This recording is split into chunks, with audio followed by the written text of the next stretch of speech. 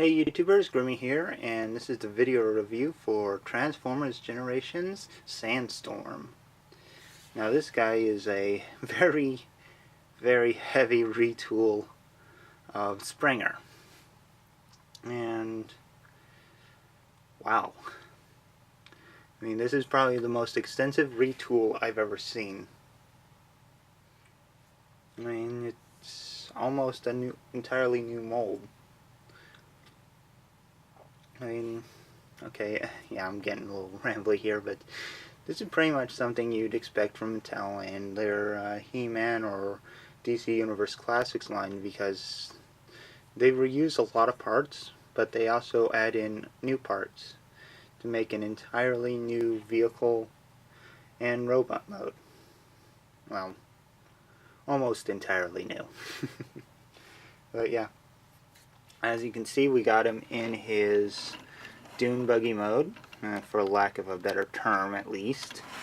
You can see this is quite the impressive armored car.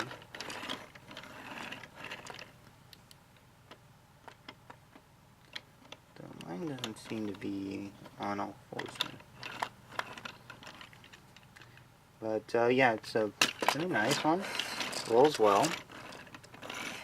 Might have to check my alignment on mine, but yeah, it's a pretty nice one. But anyway, as you can see, there's a lot of details here. I mean, you got armor-plated windows, nice yellow, orange look, and black. Big wheels in the back, which is really cool. And of course, firing missile.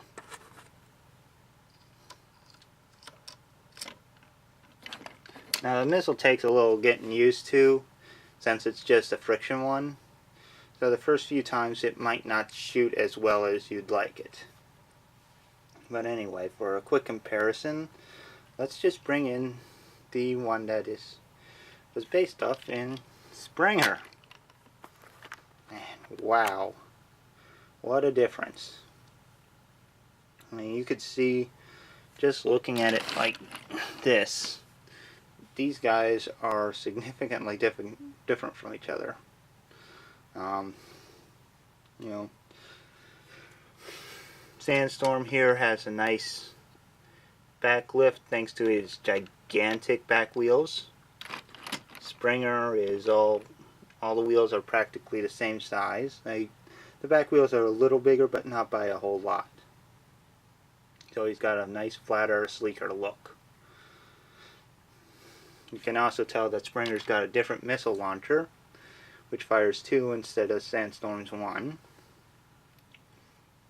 And all in all, there's a ton of molded differences. I mean,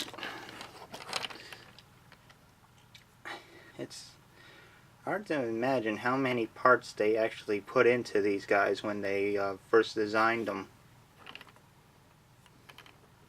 Because just about everything is different from Springer to Sandstorm, with only a few small bits that are the same. In fact, in this case, it might be easier to count the similarities than the differences. But anyway, let's get him into his next mode and see how that looks.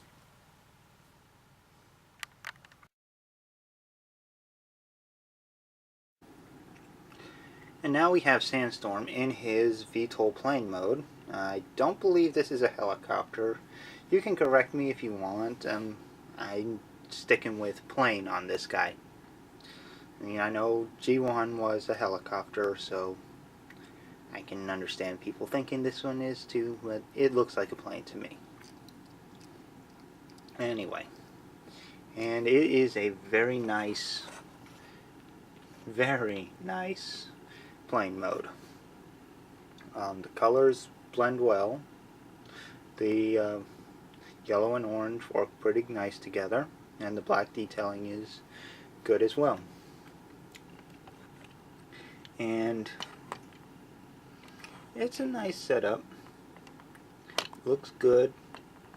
very well put together, and it holds together very well too. And I haven't had too much problems. I do have a minor QC issue with mine, and this panel is very, very loose. Probably just mine, I don't know for certain, but yeah, that's the only nitpick I can make. One loose panel. Yeah, the world's going to end over that.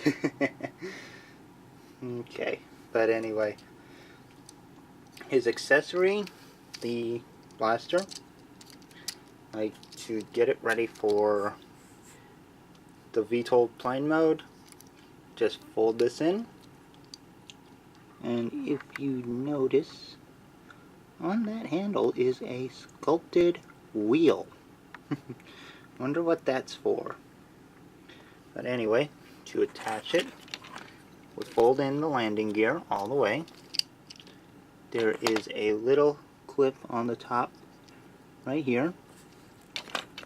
That'll clip right into where the landing gear goes. Like so. And voila. He has his gun in vehicle mode. Now this one, the gun does make him lean high up, or lean up a little bit. Not very high, but yeah, it's a noticeable difference. And it still feels like it's on rather loosely. If the back two fins actually pegged in, it'd probably fit on a lot better.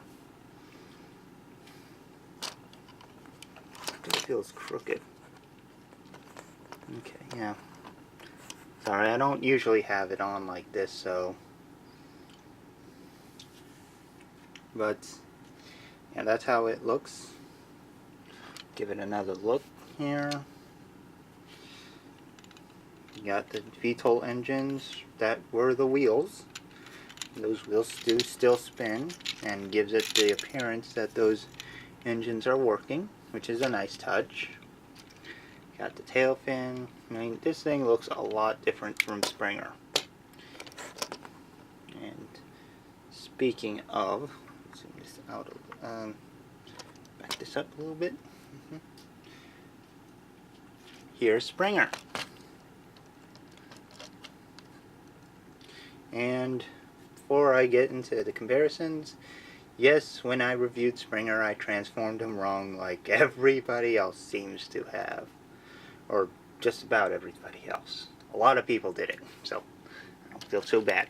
But yeah. No, wings are actually supposed to fold out like this. Or the arms fold out like that, so yeah. Sandstorm, they actually go the way I had Springer, where they just fold in, hang back. Taking the gun off because it's too loose on there anyway. It's not working out too well. But yeah, differences between these two, night and day. I mean, they change so much. Like, Springer obviously doesn't have the VTOL wings or the tail fin. He has his own tail fins, which are smaller, more compact. You can see the noses are different. The side panels are different. I mean, there's so many differences between these guys. You can hardly tell they're from the same mold. But yeah. I mean, I can't really pick a favorite between these two because I like them both. So I'm not going to say which one's better, because I don't believe either one's better than the other. But anyway, this is Sandstorm's review, so I think it's time we got him into robot mode.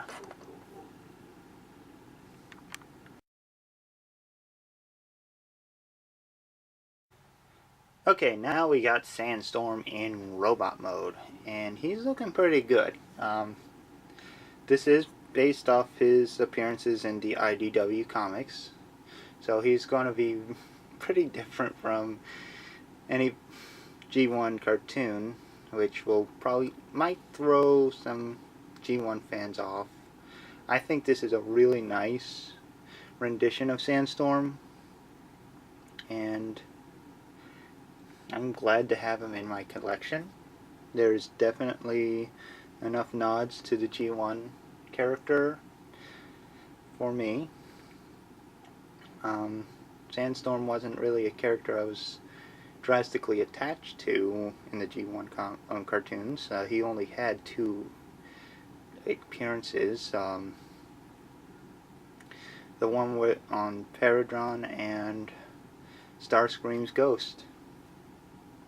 So, yeah, the different look from his G1 self isn't a drastic bother for me. But anyway, his robot mode is very nicely done. As you can see, he's got the VTOL engines and the tail fin on the back.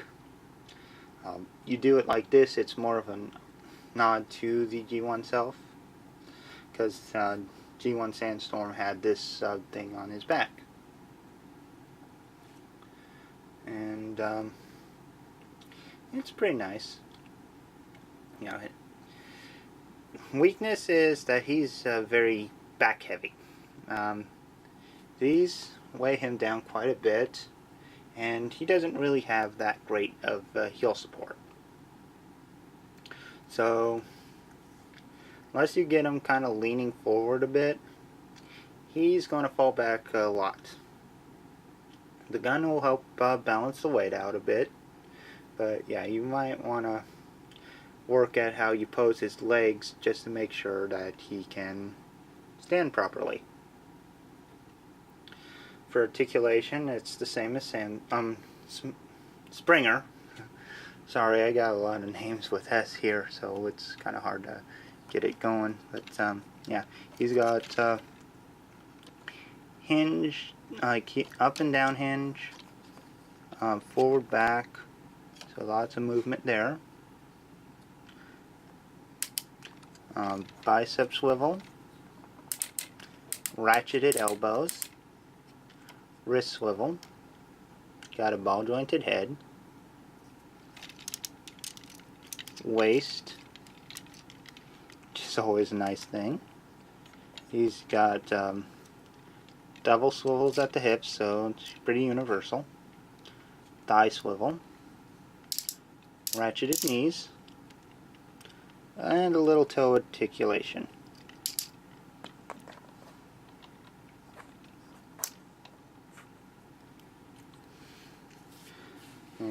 And he looks pretty good too. Oh yeah, the VTOL engines can swivel as well, so you can actually have him doing a hover position.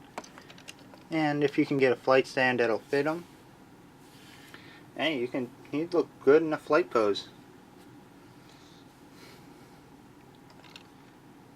But for a quick comparison, here's Sandstorm with Springer.